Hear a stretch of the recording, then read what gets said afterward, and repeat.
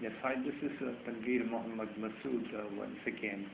And today I'm going to talk on another very important and very interesting topic. It's basically about the cinema industry. I was basically trying to emphasize on the importance and the contribution that has been basically done by this industry out here in India as well as in other parts of the world. And basically I would be trying to look into the quality of movies that are basically uh, being made these days, and what exactly should be the ingredients of a good movie. Now, before I go further, I need to try and elucidate in bit details as to what exactly has been the origin or the past of our cinema industry and other parts of the world. Now, cinema industry out here in India is basically, or rather in every part of the world wherein they are building, are basically being associated with a little wood. For example, in Mumbai, it's Bollywood, which is basically concerned or associated with Hindi cinema industry. In out here in Calcutta, in Bengal, is Tollywood. It's basically associated or connected with Bengali film industry. Then it's Lollywood in Pakistan. In Lahore, it's Lollywood associated with Pakistan film industry or the Urdu film industry. And then we have in Africa we have Nollywood. It's associated with African film industry. And in New York, in USA, it's called Hollywood. So there are several different kinds of food associated with every industry wherein they are present.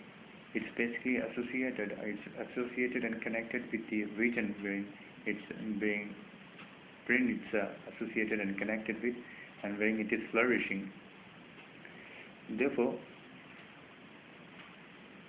this world, there are basically the regional as well as geographical influence on the kind of cinema and the quality of cinema and movies that are basically produced in every particular region where they are flourishing. Now, let me first look into the Hollywood movies or the English film industry out there in USA, for example. Hollywood industry is basically very technologically upgraded, highly innovative industry, and basically the quality of movies, as I said, it's basically very upgraded and at times the directors out there produce some top class, technologically savvy and technologically upgraded movies, which takes us by a huge surprise. And what exactly happens is that it in fact creates a room for emulation, not only for other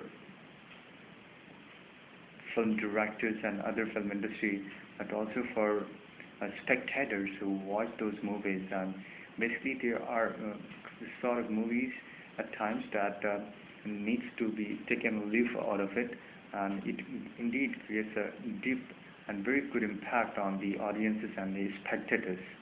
For example, you have Steven Spielberg, one of the most renowned director of Hollywood industry, and he produces, or rather he has produced movies like Jurassic Park, Part 1, Part 2, and Part 3, and he has gone on to show the biggest creature, the biggest animal on earth that prevailed centuries ago, and we were never aware of that animal named Dinosaurus, even in the books that we have studied so far. Even the books that I have studied, in fact, I never ever went through that creature, or rather that animal ever existed on Earth. Now this person, this man named Steven Spielberg, made it possible for us to know, or rather to increase our knowledge, our geographical broad base increased, just because he thought upon this idea of producing such a high-class, technologically upgraded and top-quality movie, and wherein he went on to delve onto past of our evolution, and the we are never ever aware of the fact that such a dinosaur is such a huge creature or animal ever existed on Earth, which was quite dangerous for our existence and which existed long ago. And they were indeed in there, though it's not as though scientifically it has not yet been proven that they ever existed, but he indeed kept or rather opened the room for more research to be done to ensure that such creature never ever existed, or ever if at all it had existed. Research should be done to find out as to what exactly led to its extinction, and what would have been the fallout had they been in there still at present. In the same way, there was another movie named Independence Day, wherein there were loads of couple of astronauts who went to the space and tried to find out the possibility of life on one particular planet, and though it was not quite clear as to which planet they were trying to find out the possibility of life, but then it indeed was a great effort by the director to make it possible for the film industry, for the film crew or the movie crew to go to a space and cover the photograph the entire the scenery of an alien planet, and that indeed was an extraordinary effort by the crew members, by the producers, and by every team member of that movie who had taken this initiative of going to a particular planet, arranging for rockets, for all the necessary equipments that are required for space research and other integrities that are associated in such movies.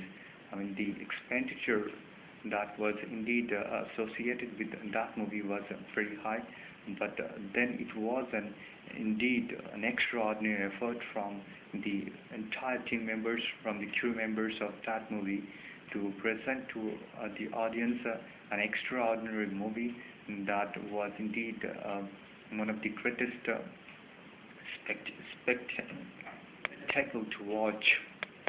There was, in fact, there was another movie named Taken Part 1 and Part 2, which was basically surrounding and revolving around two American girls. In fact, one American girl which was kidnapped, and the other escaped the clutches of the kidnappers. And the producer, in fact, the main message of the movie was to showcase the illicit sexual trade that it's basically, or rather the human trafficking that is basically carried out in certain parts of the world, though under the guise of rather which is quite clandestine and in nature and very hidden in nature at times, and it's basically not quite possible to find out what exactly is going to happen, what exactly is the fate awaiting for certain girls, for example, who are prone to human trafficking or any sort of illicit trade or any sort of illicit trafficking that is basically carried out. Well, there was this dad who is quite bold enough, quite courageous, and shows his gall and gumption in denying and almost killing the kidnappers who are basically up against a daughter, rather his two daughters. And in fact, there is only one daughter, and one of the person or the one of the girl who is kidnapped is the friend of his daughter. And what exactly happens is that he tries to pursue the kidnappers, and at the end he does it quite boldly, and the girl who is kidnapped is quite bold enough to escape the clutches of the kidnappers. So all in all, it showcased what exactly is the real face behind human trafficking that is in fact carried out in certain parts of the world. So this was a real message of the movie that was quite fruitful and quite knowledgeable for people like us, for spectators and audiences who are basically not quite aware of this menace, this scourge that is prevalent in certain part of, or rather in darker part of, or rather in very shady part of the world. But at the same time, we need to be a little more introspective as to watching those movies that basically glorifies bad people and the acts of bad people and acts which are basically immoral in nature and not quite good for good society or healthy society, a society that caters to become or rather to contribute towards the development of a country, and it's basically not quite moral enough. So what exactly happens is that in such movies is that it shows a particular community at times or a particular person at times in a very shady light, in a very bad light, and what exactly happens after that is that at the end of the movie the producer tries to show that that was not in fact the person concerned or the community concerned are not the basically the bad community. In fact, they have been, in fact, in fact, not all the people of that community is bad. In fact, there are certain people who are the black sheep of that community. This is a very preposterous and very contradictory nature because in the beginning, if you try and project a community in a shaded light, the audiences, majority of the audiences would have the same impression that you have shown in the beginning and not at the end what you try to project them. So these things needs to be discouraged at times and needs to be not given quite more importance because there are more important and larger issues that needs to project it to the spectators, to the audiences. I thought the movies should be such that gives a good message to the society, to the people at large, that where people can learn and equip themselves with better knowledge and upgrade their knowledge. For example, we have movies, as I said, like Jurassic Park, science and technologically upgraded movies like Independence Day. We have Terminator Part 1 and Part 3, Part 1, Part 2, Part 3. There are several parts of these movies. In fact, these are the movies that needs to be, these sort of movies that needs to be produced and directed, and not those movies which basically tries to glorify certain bad people, and in the end, or rather in the same producer will go on to make this same, will try to project the same hero, the same actor in a different character and try to glorify him as a good man, as a very good character. So this is indeed very preposterous, I thought. At the end of the day, we need to remember that a movie is basically projection as to what exactly the person concerned who is directing it is trying to give a message to the society. It's basically projecting oneself through the medium of the characters that are basically playing their role or the part. It's basically they are running, or rather they are playing to the tunes of the directors and the producers and the people who are basically behind the screen. They are basically the main maker, the main actors and actresses. They are basically guiding and directing the people on the set as what speech should be theirs and what exactly they should try and project to the society, to the audiences, to the spectators. So I thought this needs to be discouraged a little. Movie should be knowledgeable, very social, very. If you are trying to make a comedy movie, make a comedy movie, but don't ever try to make such movies that tries to project any community or any particular character or any person in a good or bad light. If at all it's necessary to showcase them or to showcase him or her. It's because people who are quite not mature enough, they do get moved, or rather they get carried away by such characters, by such people who are not quite worthy of emulation.